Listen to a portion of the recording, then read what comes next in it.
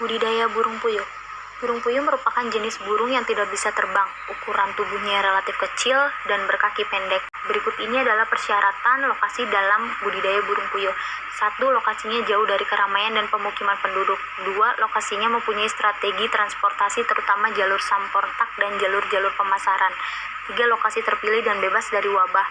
4. Bukan merupakan daerah sering banjir. 5. Merupakan daerah yang selalu mendapatkan sirkulasi udara yang baik. Selanjutnya, sistem perkandangan yang perlu diperhatikan adalah temperatur kandang yang normal berkisar 20-25 derajat Celcius. Kelembapan kandang berkisar 30-80%. Penerangan kandang pada siang hari 25-40 watt, sedangkan pada malam hari 40-60 watt. Rata-rata kandang sebaiknya diatur terkena sinar matahari pagi. Ukuran kandang untuk 1 meter persegi dapat diisi 90-100 ekor hingga 40 ekor meter persegi sampai masa bertelur. Adapun kandang yang digunakan pada budidaya burung puyuh. 1. Kandang untuk induk pembibit. Kandang ini berpengaruh terhadap produktivitas dan kemampuan menghasilkan telur yang berkualitas. 2. Kandang untuk petelur. Kandang ini berfungsi untuk induk pembibit. 3. Kandang untuk anak puyuh atau umur starter. Kandang ini merupakan bagian anak puyuh pada umur starter, mulai dari umur 1 hari sampai 3 minggu. Kandang ini berfungsi untuk menjaga agar anak puyuh yang masih memerlukan pemanasan tetap terlindungi dan mendapatkan sinar matahari sesuai kebutuhan. 4. Kandang untuk puyuh umur grower 3-6 minggu dan layer lebih dari 6 minggu. Bentuk, ukuran, dan peralatannya sama dengan kandang petelur. Yang perlu diperhatikan oleh peternak sebelum memulai usaha adalah memahami dulu 3 unsur kebersihan, yaitu bibit, pembibitan, dan pengolahan. Usaha peternakan. Ada 2 macam tujuan pemeliharaan burung puyuh. Yang pertama, untuk produksi telur, dipilih bibit puyuh jenis betina yang sehat atau bebas dari penyakit. Yang kedua, untuk pembibitan, dipilih bibit betina yang baik produksi telurnya dan puyuh jantan yang sehat dan siap membuahi puyuh betina. Selanjutnya, pemeliharaan. Untuk mencegah timbulnya penyakit pada pemeliharaan burung puyuh, kebersihan lingkungan kandang dan vaksinasi terhadap burung puyuh perlu dilakukan sedini mungkin. Pengontrolan penyakit dilakukan setiap saat dan apabila ada tanda-tanda yang kurang sehat terhadap burung puyuh, maka harus segera dilakukan pengobatan sesuai petunjuk dokter hewan peternakan setempat. Pakan yang bisa diberikan kepada burung puyuh yaitu berbentuk palet, remah-remah, dan tepung.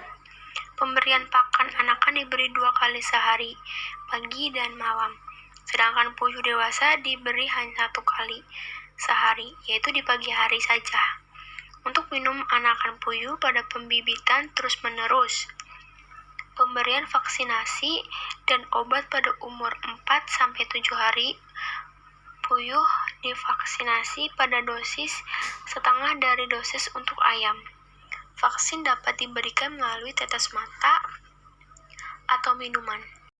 Penanganan pasca panen pada burung puyuh. Untuk menjaga kesegaran telur, kita perlu memperpanjang masa penyimpanan telur. Umumnya telur puyuh memiliki masa simpan maksimal 10 hari. Untuk memperpanjang masa simpan telur puyuh, kita memerlukan pengawetan secara seperti pemindahan telur puyuh, pengasinan telur puyuh, pengawetan dengan menggunakan abu gosok atau batu bata, pengawetan dengan bahan cair. Modal awal yang perlu disiapkan untuk memulai usaha ternak burung petelur sebesar Rp16 juta untuk keperluan biaya perlengkapan dan kandang bertingkat yang berukuran 3x4 meter. Ukuran kandang ini mampu menampung 1.000 sampai 1.500 ekor burung puyuh. Kandang Rp4.500.000. Burung puyuh sebanyak 1.500 ekor, Rp7 juta, pakan Rp4 juta, biaya lain-lain Rp500.000, total Rp16 juta. Estimasi omset penghasilan. Untuk menghitung omset penghasilan dari ternak burung puyuh petelur bisa dihitung dengan cara sebagai berikut. 1. Puyuh bertelur 83% per hari. 2. 1.000 kali 83% sama dengan 830 butir. 830 butir kali 400 sama dengan 332.000. Jika penghasilan per hari sebesar 332.000 dikalikan selama 30 hari dalam sebulan, maka omset yang dihasilkan sebesar Rp9.960.000. Estimasi keuntungan bersih. Untuk menghitung estimasi keuntungan bersih per bulan, bisa menggunakan rumus berikut. Omset per bulan dikurangi pengeluaran per bulan sama dengan keuntungan bersih. 9.960.000 dikurangi 4.158.000 sama dengan 5.802.000. Dari hasil analisa di atas, maka keuntungan bersih yang didapatkan dari usaha ternak burung puyuh petelur 1.000 dikurangi 1.500 ekor sebesar 5.802.000. Agar bisa balik modal, usaha ini harus berjalan selama kurang lebih 1,5 tahun saja. Bukan waktu yang lama, bukan?